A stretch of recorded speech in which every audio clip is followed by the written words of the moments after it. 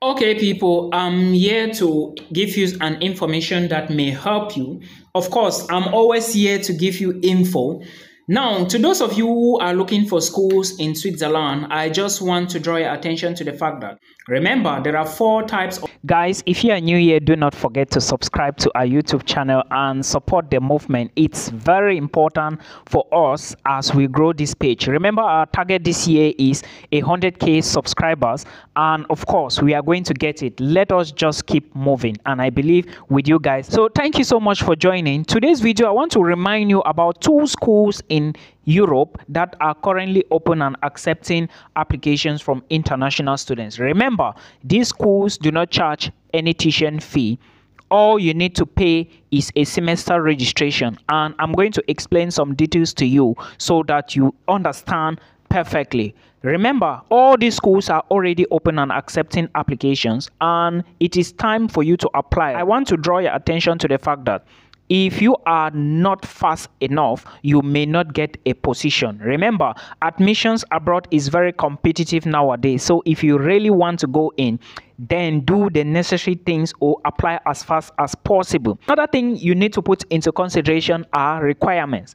If you have a master's degree, you can apply for another master's. If you have a bachelor's degree, you can apply for another bachelor's degree. But if you have HND, you cannot apply for master's degree. I'm just telling you. Now, to increase your chances of going into the program or a program, you can use what you have and go in as fast as possible. For example, those who are asking if Ielts is important or necessary in Iceland, it is yes, you can use it and immigrate to Iceland, because most schools will ask for this certificate and the band score you need is 6.5. Now, these two schools I'm talking about is University of Iceland and University of Akureyri. I pronounce it Akureyri, it doesn't matter, but pay attention to the information I'm giving.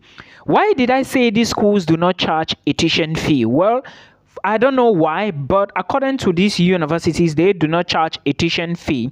All you need to pay is a semester contribution. They call it administrative fee of 75,000 Icelandic krona. That these two schools charge the same. Okay, and if you convert this money, you will see that it's equivalent to around 600 euros. That is all you need to pay. The other requirements that you need are part of the English requirement. It is compulsory, guys. English requirements is compulsory. Take it from me. It is compulsory, and you equally need your transcript of records. You also need your certificate. You equally need your school transcripts. If you can tell your high school or the school you graduated from, your primary school, get your, not your primary school but your secondary school, get your transcripts. It's very important.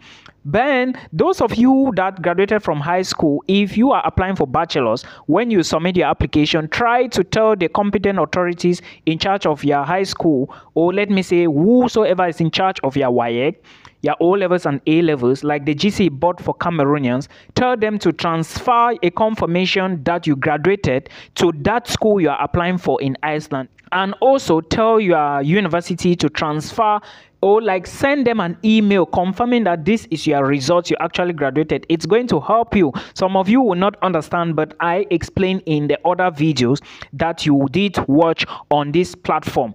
Other schools like, I think Akuri, Bifos University, this is another school in Iceland, but they charge differently. They will ask you to submit a statement of purpose and of course a CV. And like I said, there is no age limit to study in Iceland. They do not ask you this document like something like a statement of purpose. If University of Iceland, this is a trick. If University of Iceland or University of Akuri do not ask for a motivation letter, I will advise you to write a motivation letter to them. Write a catching motivation letter to catch their attention. Yes, it is good. If there is a space for you to upload those documents, upload it. In case they don't ask for it, but if they ask for it, you should supply it to them. All right. So that is what you need. Now, you need to understand that there are programs at these universities taught in English language. Some may not have bachelor's programs in English, but for those of you who are looking for masters in agriculture and a whole lot of other fields, environmental science or environmental technology, you can apply to these two universities. Of course, check the program you need, then you launch your application. For the visa requirements, you will need documents like admissions offer letter. It's very important. Tuition fee receipts. Before I even continue, you need at least 11,000 euros to deposit. Sometimes they will ask you to put this money in a blocked account. If they don't tell you, ask your university. It's important to deposit the money in a blocked account so they actually believe that you are going to bring the money to Iceland. And if you deposit the money in Iceland, it's advantage you. Remember, you cannot move with family except you are going for PhD programs. I think masters and PhD. Then you also need to send them an offer of your admissions letter, a criminal record. I mentioned this before, health insurance, and again, all your documents need to be sent to the Icelandic immigration. They are going to tell you the process to follow. Now, your documents going to the Icelandic immigration does not mean that your visa is going to come from there. After Icelandic immigration confirms everything, they are going to tell you to take your passport to the Norwegian embassy. I don't know if they are sending the email or you will send the email, but they will give you a rundown of everything. So at the end of the day, your visa comes from the Norwegian embassy in Nigeria. Cameroonians, you don't have the embassy in Cameroon. Please do not mix the information. Also, remember this proof of funds. A lot of people will say the money is much, but they are putting housing into consideration. Then you also need to send them an offer of your admissions letter, a criminal record. I mentioned this before, health insurance, and again, all your documents need to be sent to the Icelandic immigration. They are going to tell you the process to follow. Now, your documents going to the Icelandic immigration does not mean that your visa is going to come from there.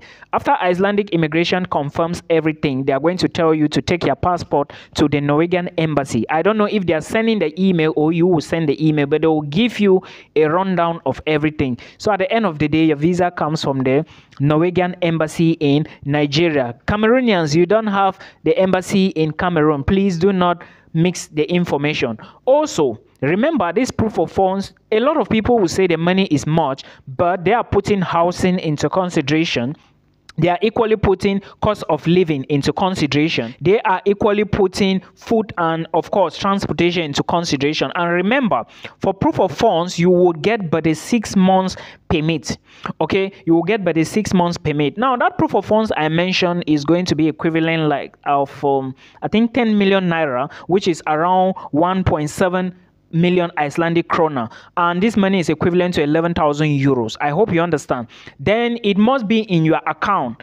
Even if it's going to be in a foreign bank, it should be, the account shouldn't be the problem. But if it's being like, if you are going to put the money in your home country, please, you must put the money in your account and in a bank that is accessible in Iceland. But I will advise you to ask the university or ask the school in which you want to study, where should you put the money? All right, and after you get your permit, you will now need to move to Iceland.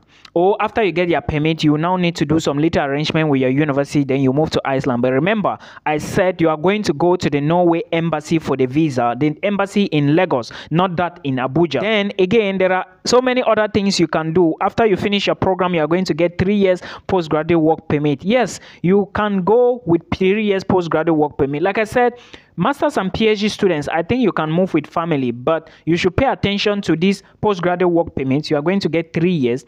Another country you can get 3 years of postgraduate work permit, let me deviate a little bit, is Denmark. You can equally get postgraduate work permit in Switzerland, but this time is 6 months, not 1 year, not even 2 or 3 years. So please put all of this into consideration. I believe this is compulsory. Now, like I said, Ielts is compulsory and is band 6.5/9 that they are asking for. For those of you who are bothered about student jobs, of course, Iceland is a country of volcanoes. I usually call it a country with volcanoes, but again, their immigration system is not that bad. They will just ask you to arrange some little things, and jobs are available also. So you have to put all of this into consideration.